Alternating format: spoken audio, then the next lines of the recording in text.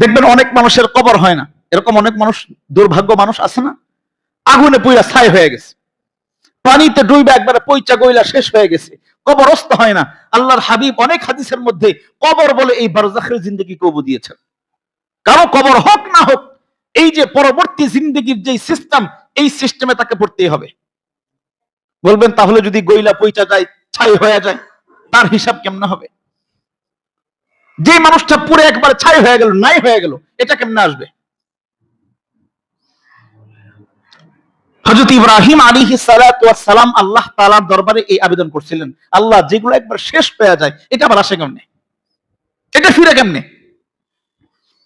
সূরাতুল বাকারার 262 নম্বর আয়াতে কারিমাই আল্লাহ রাব্বুল আলামিন একটা বিস্তর ঘটনা বর্ণনা করেছেন, ইব্রাহিম আলাইহিস সালাতু ওয়াস সালামের ঘটনা। আমার আপনার দিলের মধ্যে যেরকম প্রশ্ন, আকীদাতে সমস্যা নাই, বিশ্বাসের সমস্যা আছে নাকি? আল্লাহ তাআলা যে জীবিত করতে পারেন এই কথার মধ্যে কোনো সন্দেহ আছে?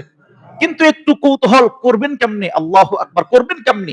এই যে দিলের কথাটা আল্লাহ তাআলার সামনে ইব্রাহিম আলাইহিস সালাম এই আবেদন করলেন, মালিক ওয়াইদ ক্বালা ইব্রাহিমু রব্বি আরিনি কাইফা তুহইল মাউতা, মালিক আপনি এই মৃত যারা যারা হয়ে যায়, শেষ হয়ে যায়, এটাকে আবার কিভাবে জীবিত করেন? কাইফা তুহইল মাউতা। আল্লাহ তাআলা এমনিতেই প্রশ্ন করলেন, কি ইব্রাহিম, ক্বালা আওয়ালাম তুমিন, এই তুমি কি বিশ্বাস করো না? বিশ্বাস করো না? ইব্রাহিম আলাইহিস সালাম বললেন, বালা, মালিক বলেন কি, অবশ্যই বিশ্বাস করি। ওয়ালাকিন লিয়াতমাইন্না কলবি, মালিক আমার দিল চায়, আমার দিলটা ঠান্ডা হয়ে যাক, আমার দিল চায় একটু দেখতে আপনি কিভাবে করেন, একটু দেখে আমার দিলটা একটু শান্ত হইতে যায়, যদি একটু দেখাইতেন। কথা বুঝতেছেন? কোরআন আয়াতের তরজমা করতেছি, এখানে ব্যাখ্যার দরকার নেই। আল্লাহ রাব্বুল আলামিন ইব্রাহিম আলাইহিস সালামকে আদেশ করলেন, ইব্রাহিম ফাখুদ আরবাআতাম মিনাত তাইর ফাসুরহুন্না ইলাইক, ও ইব্রাহিম তুমি 4টা পাখি ধরো এবং এগুলোকে লালন পালন করো, তোমার কাছে পোষ মানাও, পোষ,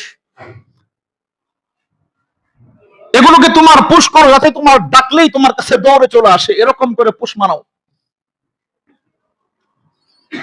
যখন এরকম ইব্রাহিম আলাইহিস সালামের এই 4টা পাখি ধরলেন, এগুলোকে লালন পালন শুরু করলেন, যখন এমন হয়ে গেছে যে ডাকলেই দৌড়ায় চলে আসে, ইব্রাহিম আলাইহিস সালাম আল্লাহর দরবারে গেলেন, আল্লাহ আমার তো পাখি আমার পোষ হয়ে গেছে।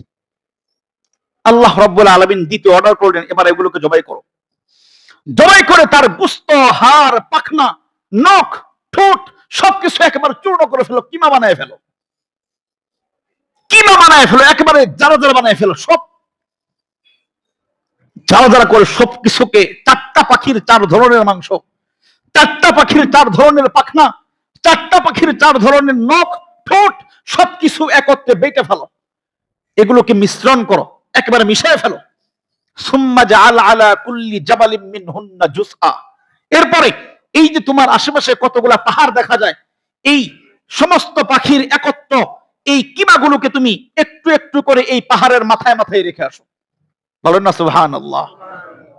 সুম্মা জাআল আলা কুল্লি জাবালিন মিনহুন্না জুসআ, ও ইব্রাহিম সুম্মা দুহুন্না, এই পাহাড়ের কোণায় কোণায় একটু একটু অংশ রেখে সকলকে ডাক দাও নাম ধরে ধরে, সুম্মা দুহুন্না, এরপর এগুলোকে ডাকো, ইয়াতিনাকা সায়া, ও ইব্রাহিম আমার কুদরত দেখতে পাবে, আমি আল্লাহর কুদরতে দেখবে প্রত্যেকটা পাখি তোমার কাছে আবার নতুন রূপে সেই আগের রূপ ধারণ করে দৌড়ায় তোমার কাছে চলে আসবে। ইয়াতিনাকা সায়া, মুফাসসিরিন কেরাম এই আয়াতে তাফসীর করেছেন, আল্লাহ তাআলা ওনাকে পালতে বললেন কেন? এমনি তো বলতে পারতেন 4টা পাখি ধইরা এরকম করে ফেলো। মানুষ যেই যেটা পালে ওটাকে হাকিকি ভাবে চিনতে পারে। দেখবেন আমাদের মায়েরা অনেক সময় দেখবেন অনেক বাচ্চা কান্না করতেছে, আমরা বুঝি কম। আমাদের ঘরে অনেক সময় দেখি না যে দেখবেন আমরা শুনতেছি না, মা এই বাচ্চা কাঁদতেছে, মাই বুঝতে পারে, আমরা বুঝতে পারি কম।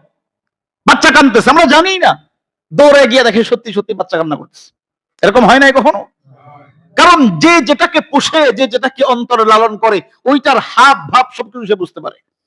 আমরা অনেক কথা বুঝি না, দেখবেন মা ওই বাচ্চার কথা বুঝে, কারণ সে পালে, সে তার সবকিছু বুঝে। ইব্রাহিম আলাইহিস সালামকে আল্লাহ তাআলা প্রথমে লালন করাইছেন যাতে করে এই সন্দেহ না থাকে এটা আবার আল্লাহ তাআলা আকাশ থেকে ভিন্ন পাখি পাঠিয়ে দিলেন কিনা। অন্য পাখিও তো চলে আসতে পারে, ওইটা তো নাও হইতে পারে, কারণ অনেক অনেক পাহাড়ের মধ্যে তো ছিটায় দিয়েছেন সবকিছু। এরপরে আল্লাহ তাআলা বলতেছেন ইয়াতিনাকা সাইয়া। এখানে আল্লাহ তাআলা শব্দ ব্যবহার করেছেন সায়ুন। আরবিতে সায়ুন অর্থ দৌড়ানো, দৌড়ানো।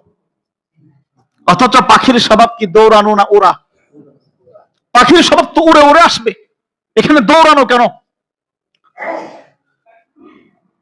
তাফসীরের মধ্যে মুফাসসিরিন কিরাম লিখেছেন, যদি উড়ে উড়ে আসে তাহলে বুঝতে সমস্যা হইতে পারে যে কিভাবে জোড়া লাগতেছে, আল্লাহর হুকুম কিভাবে তার মধ্যে ঢুকতেছে, সে কিভাবে আসতেছে, আর একটা একটা পাখনা অমুক জায়গা থেকে একটা জোড়া লাগতেছে, ওই পাহাড় থেকে নখ আসতেছে, ওই পাহাড় থেকে গোস্ত আসতেছে, ওই পাহাড় থেকে তার পাখা আসতেছে, এই যে ঈশা লাগতেছে, সে দৌড়ায় আসতেছে, যাতে ইব্রাহিম আলাইহিস সালাম সচক্ষে সুন্দরভাবে দেখতে পারে।